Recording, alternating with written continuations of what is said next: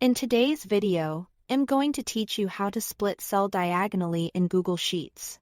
Start by opening your Google Sheet and making sure you are on the tab where you want the effect. We'll use the drawing tool, which is the most flexible approach for a clean diagonal line. Click the cell you want to split so it's clearly selected.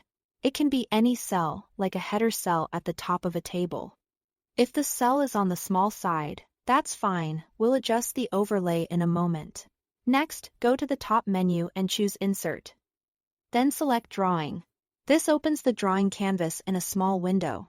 You'll see a toolbar at the top with shapes and line options. On that toolbar, click the Line tool.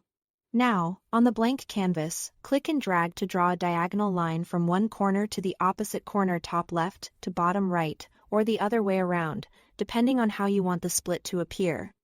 Aim for a smooth corner-to-corner line so it aligns nicely with your cell later. When you are happy with the line, click Save and Close. The drawing will drop onto your sheet as an object that sits on top of the grid. You'll see it selected with handles around it. Position it over the cell you selected earlier. If it's not the right size yet, no worries, that's normal. Now resize the drawing to fit the cell.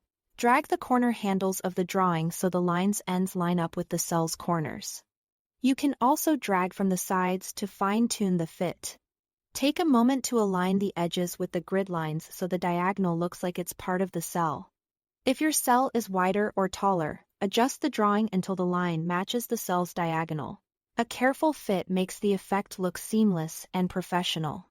That's it. Thanks for watching.